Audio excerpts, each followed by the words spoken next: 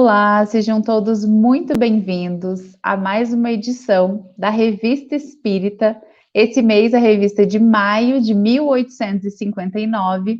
A Revista Espírita é um projeto já do Núcleo Espírita Fraternidade e Amor. A gente trabalhou o ano passado, o ano inteiro, né? A Revista Espírita de 1858. E esse ano nós seguimos trabalhando, né, os artigos da Revista Espírita de 1859. Esse mês, né, vocês devem estar sentindo falta, nosso amigo Lenarte, que sempre está aqui, né, delegou essa função para nós, né, para a gente estar aqui falando de forma resumida dos artigos da Revista Espírita. E para conversar sobre esses artigos hoje, nós temos o Vinícius, que é, né, nosso trabalhador aí do NEFA, a Bruna, que também está lá em São Paulo, mas ainda é trabalhadora do nosso Núcleo Espírita, e a Tainara, também trabalhadora do Núcleo Espírita, nossa jovem da mocidade e evangelização também. Evangelização não mais participante, graças a Deus há muitos anos, né, Tainara? Evangelizadora. Muito bem. Para a gente começar a nossa conversa, vamos fazer a nossa prece inicial. Eu vou pedir para a Tainara fazer a nossa prece para a gente poder dar início, né, às nossas reflexões. Vamos lá, gente. Vamos fechar os nossos olhos, acalmar o nosso coração, concentrar um pouquinho para a gente conseguir prestar atenção, para a gente conseguir entender toda essa revista, todos esses assuntos diferentes que a gente vai falar. Que a espiritualidade amiga esteja com a gente nesse momento, para que a gente consiga tirar o melhor desse estudo, dessa revista espírita, que a gente consiga aprender cada vez mais com isso. Que assim seja, graças a Deus. Obrigada, Tainara. Bom, pessoal, então vamos lá. Eu vou pedir um pouquinho, né, de paciência, porque eu e o Vinícius estamos aqui no mesmo ambiente, então a gente vai revisando aqui os microfones, mas vai dar certo. Então, para a nossa revista espírita, né, de maio de 1859, nós temos 7 artigos e nós vamos comentar de forma resumida sobre esses artigos para convidar também vocês a conhecerem, a ler a revista, que tem assuntos muito relevantes para a época, mas que trazem grandes lições para nós, né, ainda hoje. Então, nós vamos começar com o primeiro artigo da revista, que se chama Cenas da Vida Privada Espírita, que vai ser comentado para nós pela Tainara. Tainara, fica à vontade. Então, gente, vamos lá. A gente vai começar comentando um pouquinho desse artigo, que nem a Vanessa disse o nome. É Cenas da Vida Privada Espírita. E o que eu imaginei quando eu li esse nome, primeiramente na revista? Eu pensei muito em uma reunião de família, a gente está vendo tudo isso, só que do lado espiritual.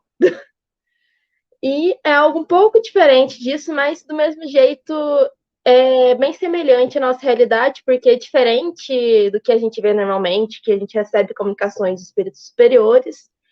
É uma comunicação de um espírito que ainda está muito apegado à matéria, ainda está muito apegado à terra. Então, é algo um pouco mais palpável para a gente, está um pouco mais do que a gente vive.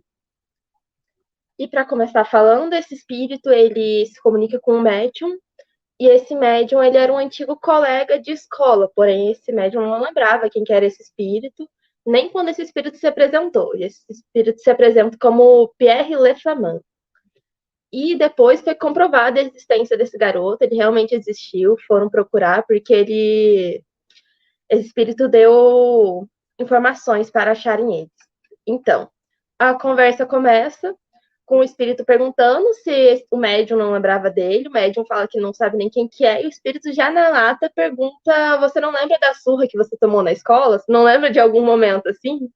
Aí o médium olha e fala, olha, é possível, eu lembro de alguma coisa assim, mas eu lembro que eu paguei na minha moeda, dei o troco. Ou seja, aconteceu uma leve rivalidade entre eles. Mas aí vai continuando a conversa, e no meio dessa conversa a gente dá para perceber que esse espírito, de certa forma, como que eu posso dizer? Ele é muito de fazer gracinha, ele é aquele famoso, o rei do deboche. Gosta de fazer uma gracinha, fazer uma piada, deixar o médium mais desconfortável, mais irritado. Até porque esse médium não estava pretendendo conversar com esse espírito, ele estava conversando com outro espírito totalmente aleatório, e esse chegou fingindo que era o outro, até ele perceber a diferença da narrativa entre eles. Demorou um pouquinho, mas conseguiu. Aí ele foi conversando com esse espírito e descobriu sobre a morte dele, perguntou quando que ele morreu, começou a perguntar sobre tudo e perguntou sobre a vida, o porquê que ele estava ali, porque chegou uma hora que ele estressou e falou que quer conversar sério. Se fosse para conversar sério, ele conversava com o espírito. Aí o espírito ficou mais de boa e foi conversar com ele. Foi falando o que ele fazia na vida pós-morte, no plano espiritual. E ele falava que ele ia para teatros, ia ver as coisas que aconteciam no teatro, iam ver várias peças, ele ia na casa de antigos colegas para ficar olhando, ficar vendo assim, sentado, dando uma espiadinha em tudo. E ficava passando assim, de casa em casa, ficava olhando, via ver quadros em exposições. Ele ia fazer esse tanto de coisa. Porém, o médium perguntou se ele não estaria feliz com isso, e ele fala que não, por causa que falta realmente desfrutar esse prazer, porque ele tá ali, porém ele não tá ali do mesmo jeito. E o médium pergunta se ele não quer ter a chance de fazer algo de bom, por causa que ele sempre procurava não fazer nada que ia afetar a evolução dele. Ele queria ficar parado, estacionado, porque era muito confortável estar daquele jeito. E com essa proposta do médium, ele se animou e falou que queria fazer. Porém, o médium falou: vamos com calma, meu amigo. Vamos voltar em algumas outras conversas para ver se você realmente está preparado para isso. E com isso, ele foi, acabou a conversa naquele dia, e esse espírito voltou um tempo depois, falando das coisas que ele viu. E o médium fala que ele conversou com o senhor Allan Kardec sobre esse espírito, e o espírito fala: eu sei, eu fui lá na casa do Kardec.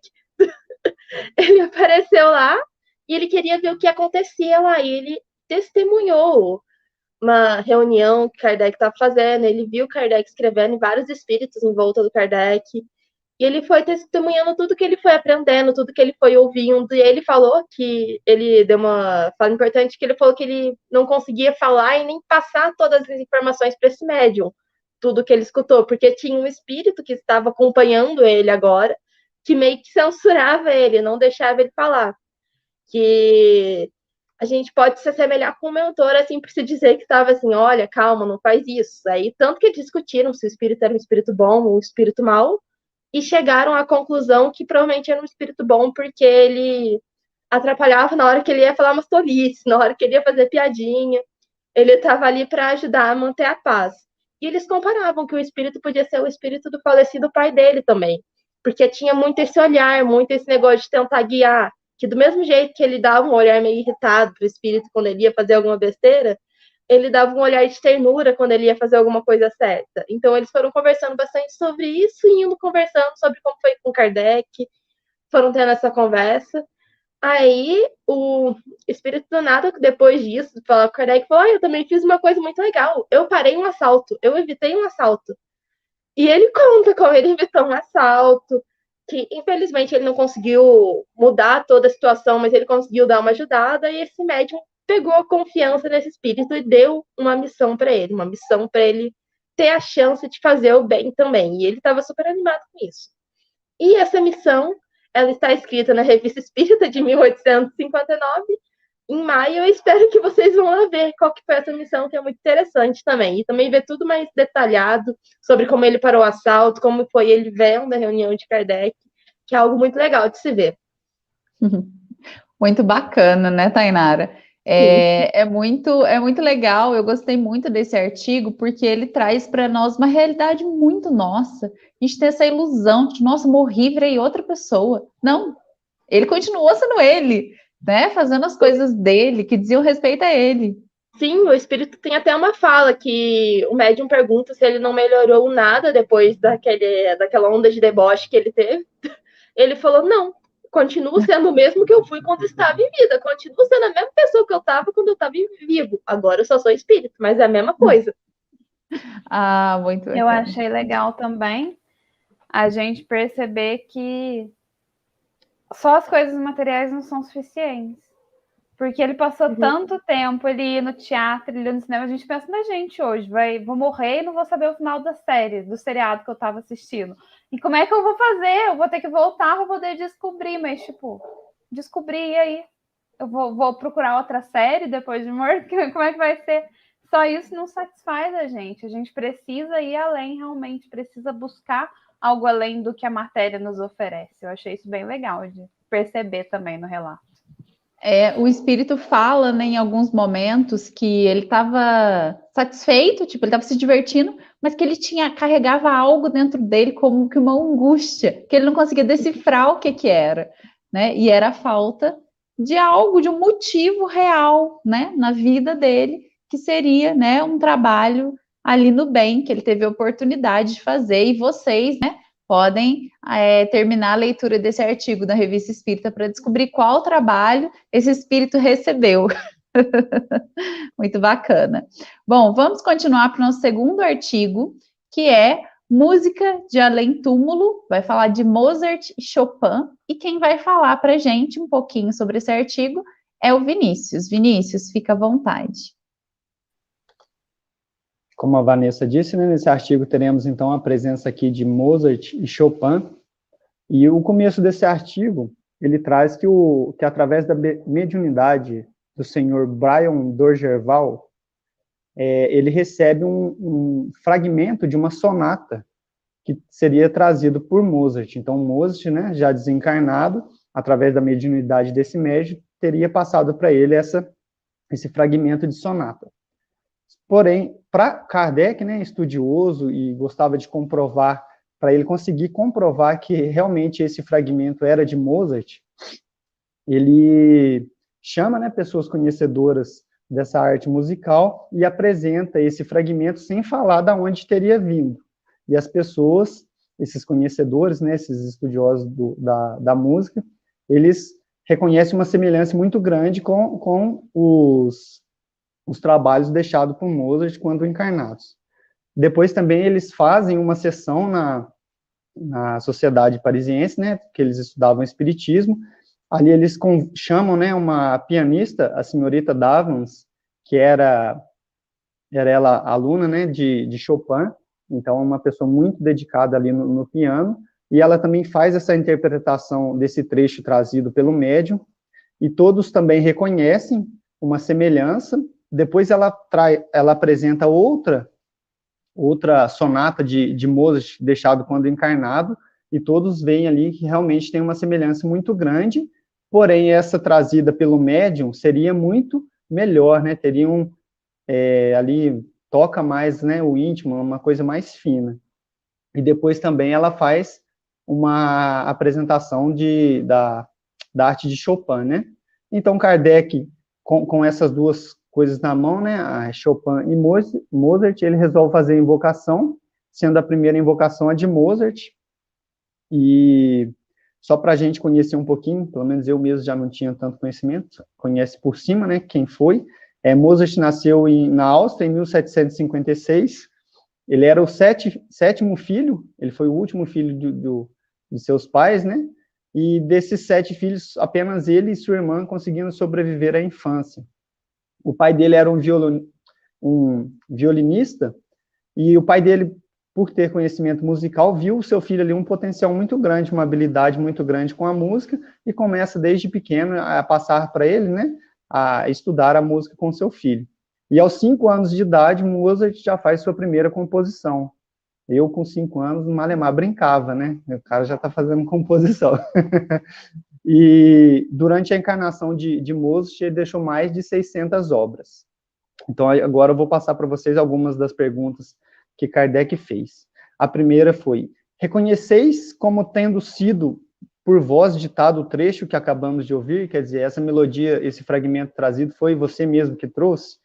Ele responde: sim, muito bem. Reconheço perfeitamente. O médium que me serviu de intérprete é um amigo que não me traiu, quer dizer, ele trouxe fielmente o que ele queria repassar. Aí ele faz a mesma pergunta para o Mozart, né? Qual dos trechos você prefere, né? O que você trouxe quando desencarnado ou o que você fez quando em vida? Aí ele fala, sem comparação, o segundo. E Kardec pergunta, a música do mundo que habitais pode ser comparada à nossa aqui da Terra? Ele responde, né? Teríeis dificuldades em compreendê-los. Temos sentidos que por ora ainda não possuis, Então, quando desencarnado, nesse plano que ele já tem, eles possuem sentido que a gente aqui encarnado passa, né, desses 5 sentidos por nós conhecidos. Outra questão. Disseram-nos que em vosso mundo há uma harmonia natural, universal, que não encontramos na Terra. Aí o Mozart responde, é verdade, em vosso planeta fazeis a música. Aqui a natureza inteira faz ouvir sons melodiosos.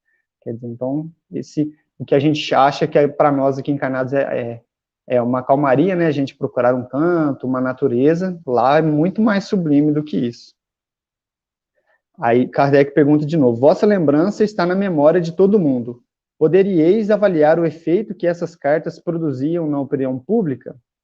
Aí ele responde, sim, tornei-me mais amado e as criaturas se apegaram muito mais a mim como homem do que antes. E Kardec fala para Mozart, né, desejamos interrogar Chopin, seria possível? Aí Mozart fala, né, sim, ele é mais triste e mais sombrio do que eu. Aí depois dessa questão já entra, né, a invocação de Mozart, só para a gente conhecer um pouquinho também, Mozart já era polonês, ele nasceu, desculpa gente, Chopin era polonês, ele nasceu em 1810, ele era o segundo filho de 3 filhos, ele teve suas primeiras aulas, né, musicais com sua irmã e sua mãe, e ele era um pianista bem talentoso. Aos 7 anos, ele já era autor de 2 polonesas, que é uma espécie de dança, de melodia de dança lá da Polônia. Estão catalogadas 264 obras deixadas por ele, porém muitos arquivos dele se perderam durante a infância nos manuscritos dele. Agora eu vou começar as questões que Kardec fez para ele. Tende saudades da vida terrena? Chopin responde, não, sou infeliz. O que vos falta para ser de feliz? Ele responde, com minha inteligência, eu poderia ter avançado mais do que fiz. Aí eu trouxe uma reflexão para a gente, né, das oportunidades que a gente perde, né, a gente poder aproveitar cada dia, cada momento, porque é único, né, e se eu estou hoje com essas habilidades, que a gente possa aproveitar da melhor maneira possível. Outra questão, esperais alcançar um dia a felicidade que vos falta atualmente? Ele responde, certamente ela virá. Antes, porém, serão necessárias novas provas. Trazendo aí para a gente, né, que através das provas, a gente vai se aperfeiçoando. Disse Mozart que sois sombrio e triste. Por quê? Mozart disse a verdade. Entristeço-me por haver empreendido uma prova que não realizei bem e por não ter mais coragem de recomeçá-la. Como considerai as vossas produções musicais? Aí Chopin responde, eu as prezo muito, mas em nosso meio fazemos-las melhores. Sobretudo, executamos melhor. Dispomos de mais recursos. Então, ele acaba também confirmando o que Mozart trouxe, né?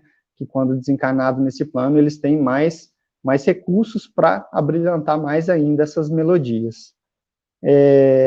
Este, então, foi, né, o que eu trouxe sucinto dessa invocação de Mozart e Chopin. Tem mais questões lá, que o pessoal que quiser se aprofundar um pouquinho mais, está lá na Revista Espírita, Música de Além Túmulo. É muito bacana isso, né, Vinícius? Eu vejo que a gente não tem noção do que é estar no mundo espiritual, né, das percepções, dos sentidos, de como é sublimado lá. A gente até discutiu essa semana na Reforma Íntima, quem, né, quiser assiste a Reforma Íntima dessa semana, nós falamos um pouquinho sobre isso, de como, né, deve ser difícil voltar ao mundo físico. Até Chopin coloca isso, não tem mais coragem de reiniciar a prova, porque é uma zona de conforto muito tranquila ali, o mundo espiritual, quando você está ali, né, equilibrado, amparado, por mais, né, que ele coloque, ainda sou infeliz, perdi oportunidades, mas ele estava ali tranquilo. Então, reencarnar, estar aqui, né, gente, é uma missão árdua que a gente precisa ir devagarinho, né, aproveitando as oportunidades. Muito bem. Eu posso só comentar um pouquinho? Pode falar, Bruno. Pode. Eu achei legal também a gente notar que são ambos espíritos que, quando estavam encarnados, tinham habilidades assim extraordinárias, mas não era a habilidade que definiu quem eles eram, né? Que tipo de escolhas eles tiveram, que tipo de comportamentos eles tiveram e o que definiu o pós-vida deles, né? É muito interessante a gente ver, apesar das habilidades, cada um tomou um caminho um pouco diferente um do outro. Achei bem legal isso também. Para ressaltar a importância da nossa caminhada, independente do que a gente recebe, né? É a caminhada do espírito, são as nossas escolhas. Muito bom. Vamos lá, então, para o próximo artigo, que é Mundos Intermediários ou Transitórios, com a Bruna. Ela vai fazer um resumo para nós sobre esse artigo. Fica à vontade, Bru. Bom, vamos lá, então, falar um pouquinho sobre mundos intermediários ou transitórios. Eles começam, né, citando na doutrina espírita que em um número anterior da revista foi citado sobre os mundos que eram destinados aos espíritos errantes. Ou seja, né, a gente sabe que espírito errante é aquele espírito que está entre o período de uma reencarnação e outra, está aguardando para reencarnar. Então, até na comunicação anterior, né, Chopin e Mozart, a gente poderia colocar eles como espíritos errantes. E aí, pensando em aprofundar essa questão, eles perguntam para um outro espírito que não tinha nada a ver com a primeira comunicação sobre os mundos para espíritos errantes, os mundos transitórios ou intermediários, e recebem algumas respostas bem interessantes. Eles começam, né, perguntando: há de fato, como já foi dito, mundos que servem de estações ou ponto de repouso aos espíritos errantes? E aí eles recebem a resposta: sim, mas eles são gradativos, isto é, entre os outros mundos ocupam posições intermédias, de acordo com a natureza dos espíritos que a eles podem ter acesso, e onde gozam de maior ou de menor bem-estar. Ou seja, sim, existem esses mundos onde os espíritos errantes, eles vão lá para poder repousar, para poder aprender, ampliar o conhecimento deles e ter até um pouco mais de chance de ser bem sucedido quando reencarnar, né, numa nova tentativa de reencarnação. Existem esses mundos, sim. E eles se diferem dos outros, não são exatamente todos iguais, porque depende dos espíritos que estão ali, em cada um desses mundos transitórios e de intermediários, né? E aí eles perguntam se os espíritos que habitam esses mundos podem deixar livremente esses mundos. Peraí, gente, perdão. E a resposta que eles recebem é que sim, os espíritos podem deixar. É como um monte de pássaros que no final do dia eles pousam em uma árvore qualquer numa ilha para aguardar, para poder refazer as energias, para que as energias sejam repostas ali e quando o dia amanhece de novo, eles seguem o seu destino, eles continuam buscando o seu destino. Então eles podem deixar esse mundo livremente, porque eles também entram nesses mundos livremente. E aí eles perguntam se enquanto eles permanecem nos mundos transitórios, os espíritos progridem. E com certeza eles progridem. Eles vão com esse objetivo de se instruir e de poder aprender cada vez mais para que eles sejam bem-sucedidos na prova da reencarnação. E aí eles perguntam se pela sua natureza especial, os mundos transitórios conservam-se perpetuamente destinados aos espíritos errantes, ou seja, os planetas que são destinados a esses espíritos errantes, eles vão ser para sempre planetas de espíritos errantes e sempre foram? E a resposta é não, é uma condição temporária. E aí eles vão além, né, e perguntam se esses mundos, então, são ao mesmo tempo habitados por seres corpóreos. E não, a resposta é não. Na verdade, é só os espíritos errantes. No momento em que esse mundo é um mundo transitório, um mundo intermediário, apenas os espíritos errantes estão ali. E eles descobrem também que esses planetas, eles têm uma constituição semelhante à dos outros planetas, mas é estéril neles a superfície desse planeta é estéril. Por quê? Porque os espíritos errantes não estão encarnados, então eles não precisam de nada do planeta, eles só precisam daquele espaço para que eles possam estar progredindo, né, avançando ali. E essa esterilidade, já que o mundo não vai ser transitório para sempre, essa esterilidade ela também é transitória, ela também é temporária, vai mudar, ela vai sumir e esse planeta vai passar a uma outra categoria, que não a dos mundos transitórios. E aí eles perguntam se tem muitos desses mundos em nosso sistema planetário, né, no nosso sistema solar que a gente conhece. Se existe algum desses mundos, né? E eles recebem a resposta que não, hoje não, mas que a Terra já pertenceu ao número desses mundos transitórios. E aí eles perguntam, né? Todo mundo quer saber em que época que isso aconteceu. Mas se você quer saber, você precisa terminar de ler o relato lá na Revista Espírita de 1859, o mês de maio. E aí acho que fica para a gente, né, a grande verdade. Nada é inútil na natureza. Tudo tem um fim, tudo tem uma destinação. Não existe o vazio. Todos os lugares, todos os planetas, todas as estrelas são habitadas. A vida em toda parte, né? Deus não criou nada inútil.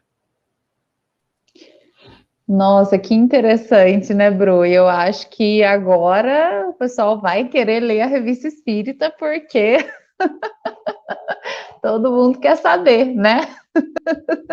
Eu acho que é muito legal nós termos esse tipo de informação, porque nos ajuda a compreender melhor, acho que o universo, né, o sistema solar, essas coisas assim que são exteriores ao nosso mundo material, é muito difícil a gente ter uma compreensão. Então, quanto mais a gente tem informação, mais nos faz refletir o quanto, né, o quanto a lei divina é perfeita, o quanto tudo se encaixa.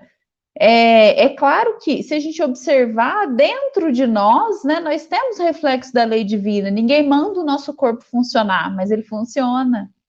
Né? Então, é um reflexo da lei divina e isso se estende para os inúmeros planetas que a gente desconhece, porque todos são regidos pela mesma lei. Gostei bastante desse artigo. Bom, vamos para o próximo, então, que é ligação entre espírito e corpo. Quem vai comentar um pouquinho desse artigo para nós é a Tainara, vai comentar sobre o artigo Ligação entre Espírito e Corpo. Fica à vontade, Tainara. Então, gente, para começar o comentário desse artigo, a gente conhece uma senhora, que é a senhora Sutis, que ela está encarnada, ela estava nesse mundo bem nessa época que foi escrita a revista, e ela dava comunicações quando ela estava dormindo, quando o espírito desprendia do corpo dela, ela dava essas comunicações. E uma dessas noites que ela estava dando a comunicação com um amigo médium dela, ela comenta que ela está cansada e que tem a necessidade de repouso, tem que dormir, que ela está cansada, que o corpo está cansado. E esse médium fala: olha, o seu corpo pode repousar, eu não o prejudico, é vosso espírito que está aqui, não o vosso corpo. Podeis, pois, entreter-vos comigo sem que o corpo sofra. Aí ela vai e traz uma comparação muito interessante para a gente, que ela vai e faz a seguinte comparação, como se o corpo dela fosse um poste que está amarrando um balão. E o balão é o espírito dela, que tem a corda que é o perispírito que está conectando, e o balão vai balançando. O espírito vai se comunicando em vários lugares e essa corda vai balançando. E com essa corda balançando, o poste está balançando. Esse movimento está fazendo um certo efeito no corpo físico dela, que pode estar em repouso, pode estar parado, porém ainda tem esse certo efeito. E ela faz esse comentário assim, que mesmo o espírito não cansando, ela tem que relaxar para o corpo conseguir relaxar, para o cérebro ficar parado, porque esse efeito no corpo é muito maior do que seria igual na comparação que ela fez do poste com a corda. Então ela faz essa comparação, essa metáfora, que ela realmente tem que descansar por causa disso, que o corpo tem que relaxar. E depois disso, Depois dessa conversa, a gente conhece o caso do Sr. R., que é o antigo ministro residente dos Estados Unidos, e ele era um homem muito esclarecido sobre o espiritismo, já tinha muito conhecimento, já entendia bastante. Em uma visita a esse médium, ele faz a pergunta se as pessoas já tinham percebido, já tinham visto a diferença entre um espírito, quando eles veem o espírito e ele está vivo, como acontecia com essa senhora, e quando o espírito está morto. E o médium fala que não, que nunca tinha visto isso acontecer, que não era muito conhecido. Aí esse senhor N fala que um médium vidente, lá na Inglaterra, que ele era dotado de um grande poder e ele podia ver um rastro luminoso, meio que uma linha saindo de espíritos que estavam vivos. Ele simplesmente via essa linha e supunha os espíritos que têm essa linha estão vivos, os que não têm estão mortos, estão desencarnados.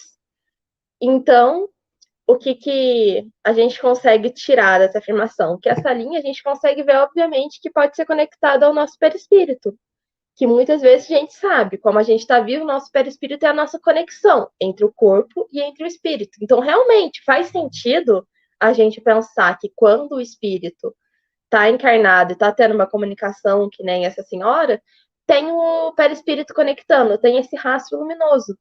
Porém, tem uma outra dúvida, uma outra coisa que a gente pode pensar também, que a gente sabe que quando tem o desencarne, esse rastro não se quebra assim do nada, não é um negócio espontâneo, é algo que vai demorando. Então, muitas vezes, o médium, esse médium vidente que vê esse rastro, ele podia estar vendo um espírito que tinha acabado de desencarnar, ainda estava quebrando esse rastro. Então, não seria, tipo, algo que comprovasse realmente que o espírito estava desencarnado ou encarnado. Porém, isso foi uma grande ajuda para a gente estudar um pouquinho mais sobre o perispírito, para a gente conseguir entender um pouco mais sobre a certa biologia do espírito e perispírito. E é isso que fala um pouco esse artigo, que vai comentando um pouquinho sobre isso. Eu recomendo vocês lerem tudo certinho para entender um pouquinho mais, que eu expliquei bem por cima o que fala. Só fazer um comentário aqui. Eu achei bacana da gente ver o trabalho que Kardec teve, né? Dele ter essas várias informações, né? Hoje, com o conhecimento que a gente já tem, a gente sabe que esse facho luminoso já é trazido para nós em várias obras, né? Quando o espírito está encarnado, tem esse fio tênue, né? Ligando o corpo ao espírito. E começou nisso, né? Nessas comunicações que ele recebia, nos estudos. Ele pega um estudo aqui, quando ele pega outro lá, liga, vê as coerências, começa a debater, colocar em xeque, né, para ver se tem alguma divergência, se bate com médios diferentes, de diferentes localidades, e hoje a gente tem essa doutrina, e isso é trazido para a gente, né, desses conhecimentos um pouco mais aprofundados com as evoluções, até referente ao desencarne, né, que a gente sabe, né, que vai desligando ali célula a célula do perispírito do corpo, e tem até o bastante conhecido, né, que é o Desencarne Segismundo, onde é detalhado todo o trabalho da espiritualidade tem. Então, mais para enaltecer, né, como essa equipe estava focada mesmo em trazer essa doutrina para a gente, né, o trabalho que eles tiveram, tudo, reunindo essas coletâneas que ele tinha, né, de mensagens e trabalhando elas, né. Não, é muito bacana mesmo. O Vinícius falou exatamente o que eu tinha pensado. Como é preciso que a gente valorize, porque hoje a gente tem todo o conhecimento, né? A gente tem todo o conhecimento aí que veio de uma equipe ali que desbravou, né? Que não tinha esses conceitos que a gente tem hoje. Então, que a gente se debruce e estude a obra básica, estude, né, as obras subsidiárias que complementam, mas que a gente tenha esse foco na obra básica, porque foi um trabalho muito bem organizado, né, muito bem estruturado, muito coerente. É preciso que a gente estude, né, obras básicas.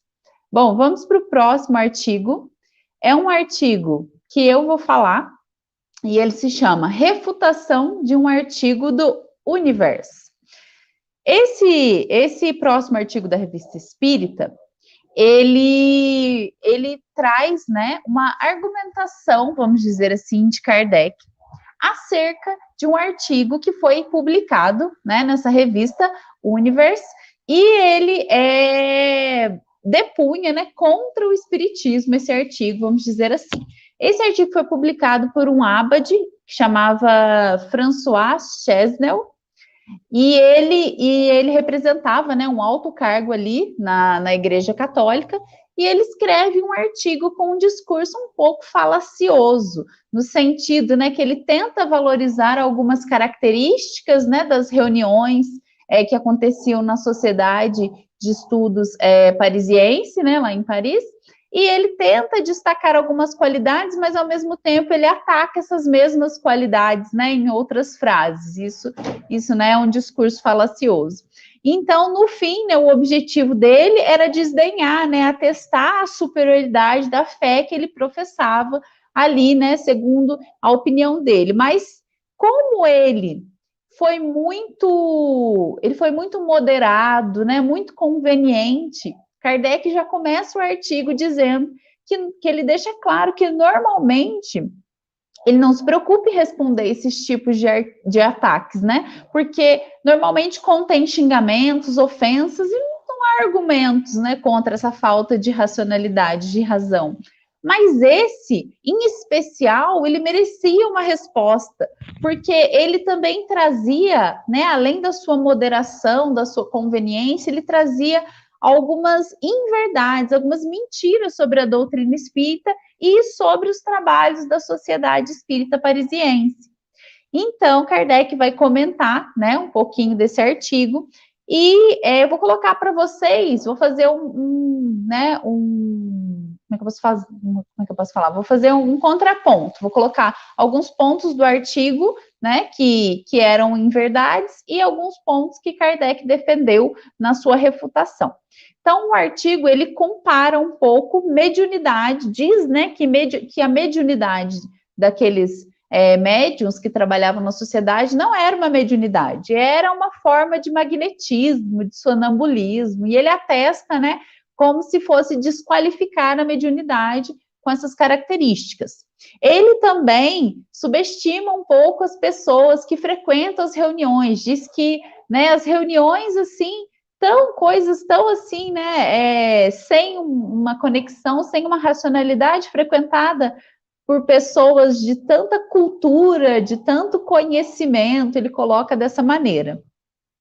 E como nós conseguimos muitas vezes, né, observar na fala das pessoas que têm talvez, né, uma visão mais fechada como esse representante, ele fecha a fala dele usando uma citação da Bíblia para justificar a sua própria opinião e que traz uma reflexão para nós, né? Ele usa a frase que está no Evangelho de João, amados, não criais a todo o espírito, mas provai se os espíritos são de Deus, porque já muitos falsos profetas se têm levantado do mundo.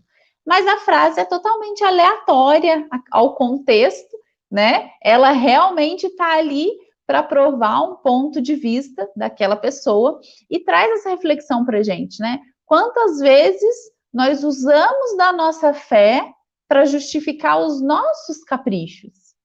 Olha um exemplo prático, eu já escutei muito, né? Acho que claro que isso é uma conduta particular de cada um, mas as pessoas falarem assim: nossa, mas por que eu não vou beber? Jesus bebia vinho. Não é o fato de você beber ou não, é o fato de você ter consciência do que essa bebida vai fazer no seu organismo e as companhias espirituais que você pode estar adquirindo ali para você.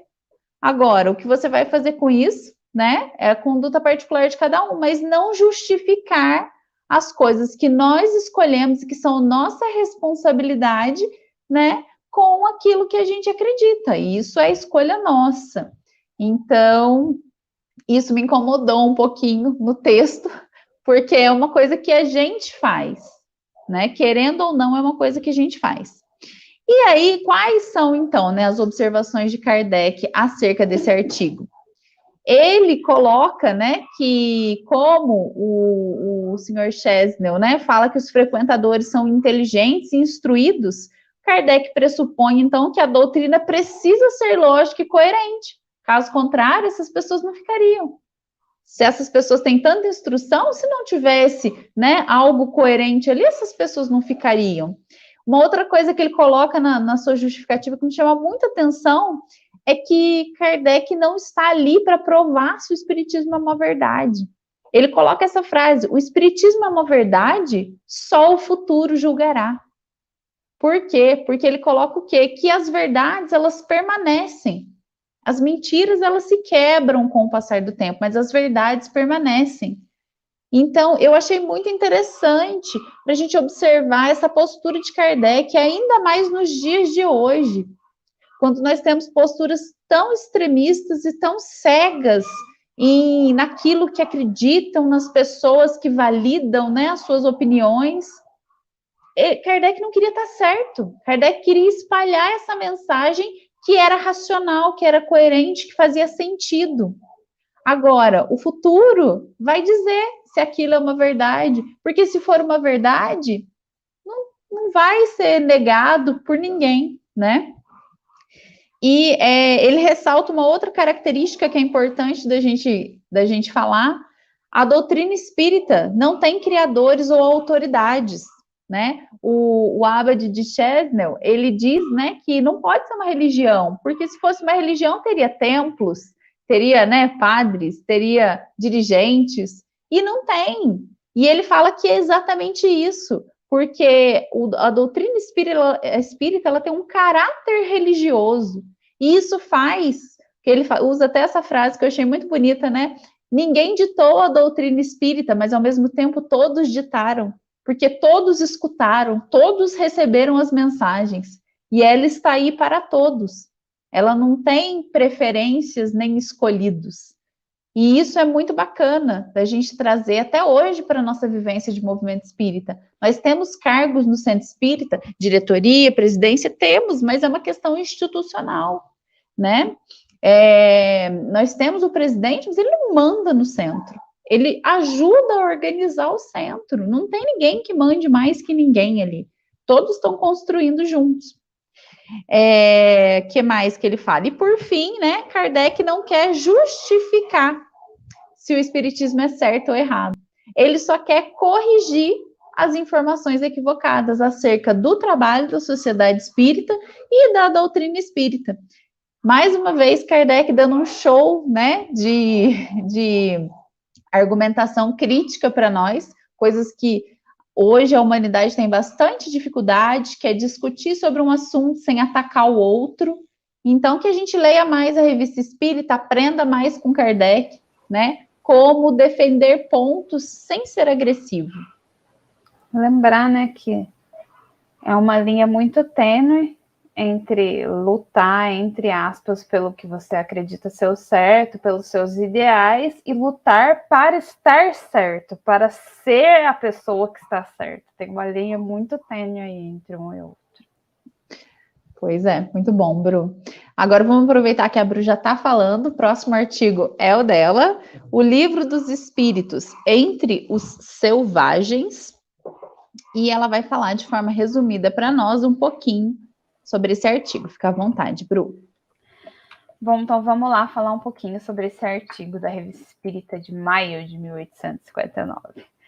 Gente, o Livro dos Espíritos, ele foi lançado, a primeira edição dele, né, em abril de 1857.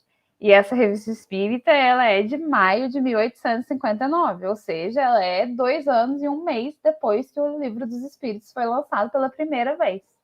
E esse artigo, ele fala de uma carta que Kardec recebeu de um homem que se chamava Dom Fernando Guerreiro, que adquiriu esse livro em Lima, no Peru.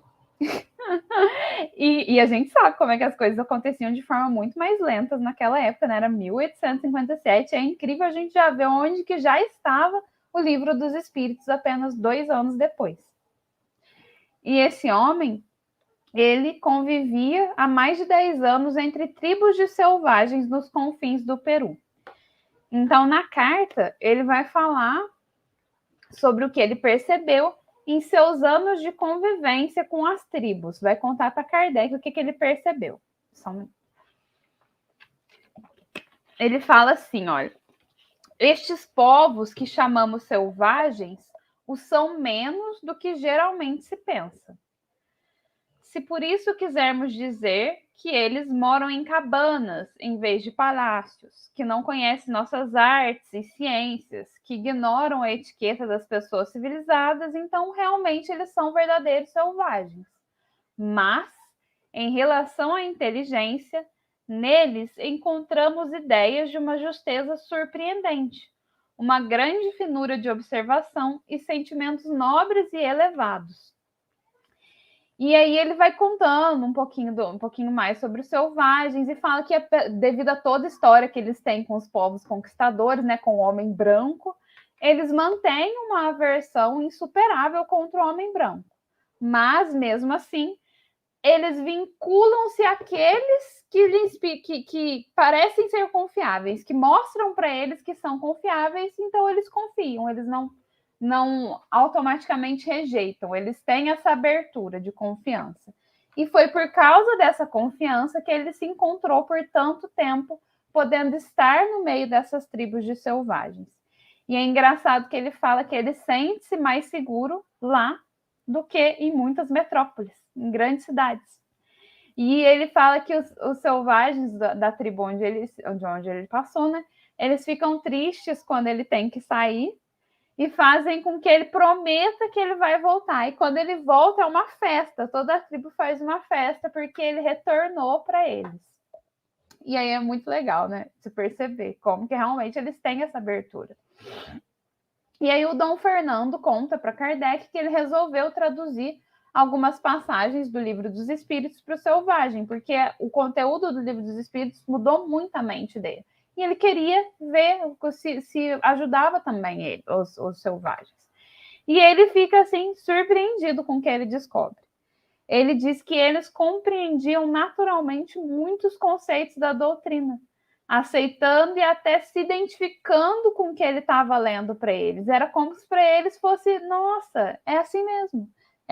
Fosse algo natural entender o que a doutrina estava falando. E aí eu vou ler uma parte do relato do Dom Fernando, que é muito legal.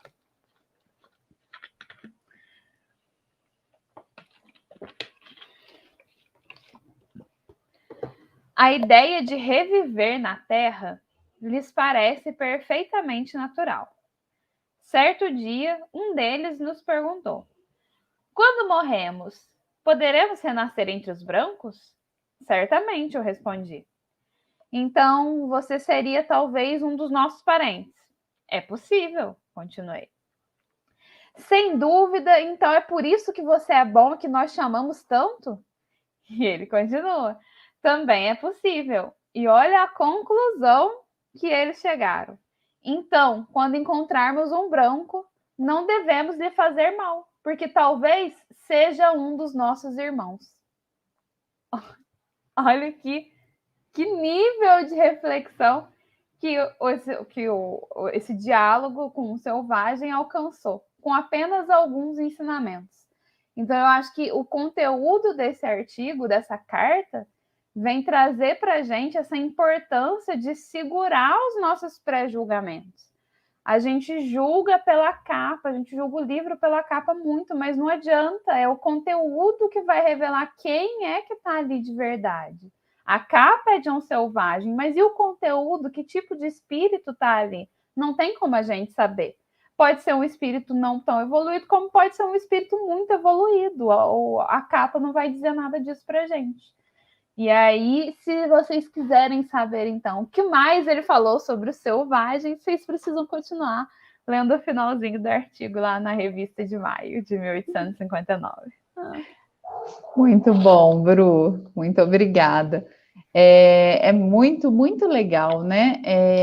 Até quando você ficou falando dessa questão de parecer natural para eles os ensinamentos do Espiritismo, no artigo que eu comentei, né, que o Kardec faz a refutação do artigo, o Abad, que escreve o artigo, ele fala que mas o espiritismo ele é uma invenção, né? Porque lá, né, no Egito antigo, nos povos antigos, todo mundo já acreditava nesses princípios do espiritismo. E aí o Kardec fala assim, mas isso para mim não é uma coisa negativa. Ele falou, não é uma coisa negativa. Isso só mostra que isso não é uma invenção do espiritismo. Isso é algo que foi trazido à tona, mas que já é natural do humano, da humanidade, do mundo espiritual. Então casa muito, né? É muito legal mesmo. Muito bacana. E agora vamos para o nosso último artigo, que é Aforismos Espíritas e Pensamentos Avulsos. E quem vai falar sobre esse artigo para nós de maneira resumida é o Vinícius. Vinícius, fica à vontade. Como o próprio título diz, né, aqui vão ser alguns trechos espíritas com pensamentos avulsos, né, um não tem sequência com o outro, porém, eu acho que tem que trazer aquilo que Kardec fez em todo o seu estudo, né, até eu trouxe aqui 2 trechos para a gente comentar, e o primeiro trecho ele casa muito com o que foi trabalhado nessa revista espírita, ele vai trazer o que a Tainara falou no começo, desse espírito, que eles achavam que era alguma coisa e não era, cai também na passagem que a Vanessa trouxe da Bíblia de João, né, referente aos espíritos, e eu vou trazer o trecho aqui para a gente conversar um pouquinho. Então ele começa assim, quando quiserdes estudar a aptidão de um médium, não evoqueis de imediato, por seu intermédio, o primeiro espírito que aparecer, pois nunca afirmamos que o médium esteja apto a servir de intérprete a todos os espíritos. Então, aqui já vai o primeiro puxãozinho de orelha, né? A primeira dica. Muitas vezes os médios, as pessoas querem receber, isso eu acho que é inato da maioria dos seres humanos, né? Receber espíritos bons, espíritos puros, né? Se podia vir um espírito bom, Jesus dando uma comunicação através da minha mediunidade, mas muitas vezes o médium, ele não tem capacidade moral e intelectual, né, ele não vai conseguir equilibrar ali com aquele espírito para trazer as mensagens por ele que ele quer transmitir, né, e muitas das vezes a gente sempre quer o melhor, né, e ele continua, e nem que os espíritos levianos não possam usurpar o nome daquele que chamais.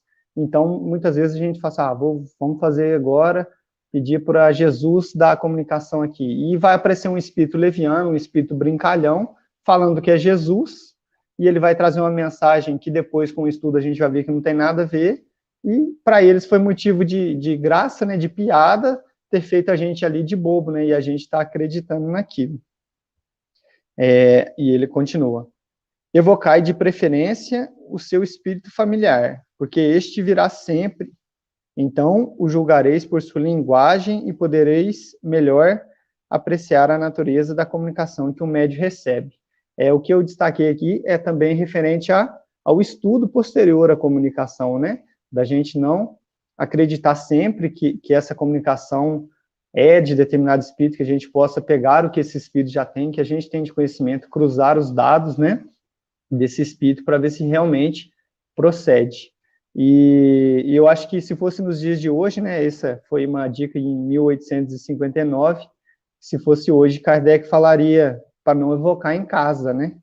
Muitas pessoas às vezes querem fazer evocações, brincadeira com os espíritos, para quem tiver uma mediunidade, procurar um centro espírita, né, para questão de estudo, para doutrinar essa mediunidade, e se assim for necessário, e a pessoa quiser, né, realizar o trabalho de mediunidade, que possa ser feito de maneira acompanhada ali, né, conhecendo como funciona tudo através desse estudo.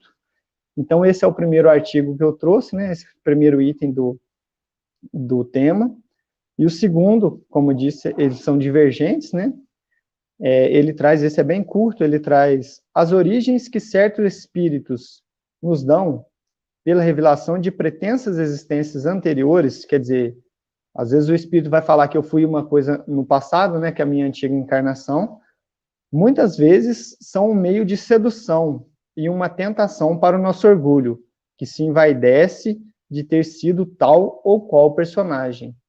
Será que isso acontecia na época de Kardec, isso, né, dos espíritos trazerem, às vezes está o médium lá, uma pessoa recebendo a mensagem, e a pessoa fala que eu fui uma pessoa muito influente, muito importante no passado. E isso mexe com o nosso orgulho, né? Porque muitas das vezes, até quando as pessoas procuram, né, essa regressão em vidas anteriores, ela quer saber e querendo ser rainha, querendo ter sido rei, e basta a gente olhar para nós, né, no nosso íntimo, o que a gente tem que trabalhar, quais são os nossos defeitos, para a gente poder ver lá atrás o que será que eu fiz com isso, né? O que eu estou resgatando hoje, que são reflexos de vidas anteriores. Então, ele traz essas duas meio como orientação para os médios, né, para que possam ali ter esse crivo com as mensagens e também tentar trabalhar, né, a chaga do orgulho que a gente tem intrínseca em nós.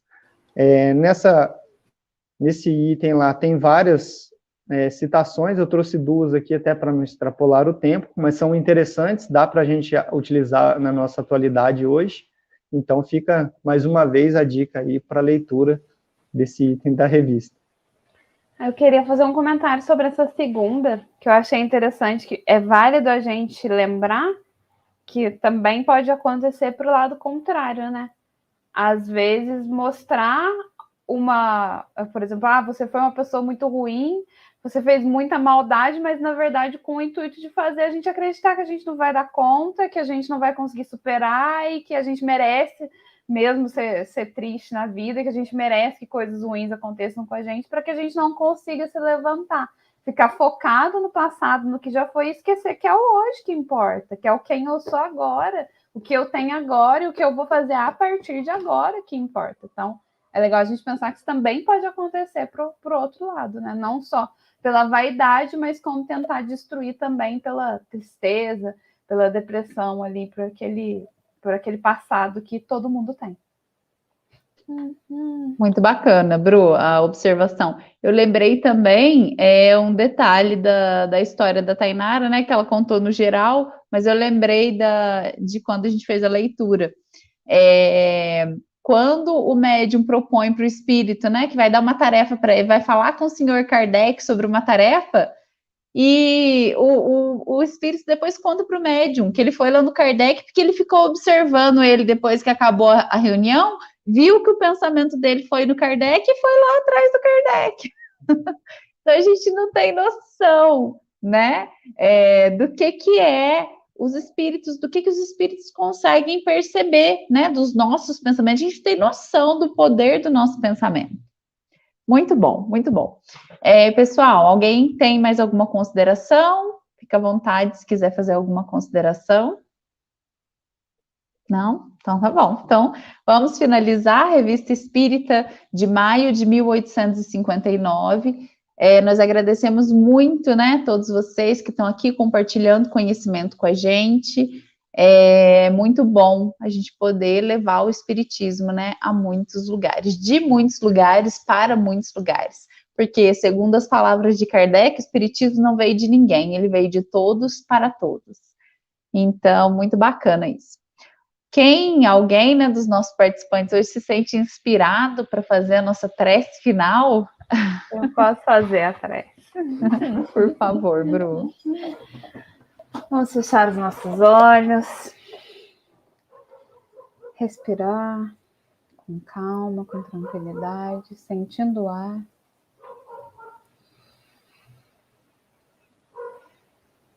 E agradecer ao Pai por cada oportunidade que Ele nos deu ao longo da nossa jornada, para que a gente estivesse aqui neste momento, aprendendo, separando um pouquinho do nosso tempo para buscar ser melhor. Muito obrigada, meu Pai, que o Senhor nos acompanhe no nosso dia a dia, que o Senhor ilumine os nossos pensamentos e que a gente consiga direcionar melhor as nossas ações. Que assim seja hoje e sempre.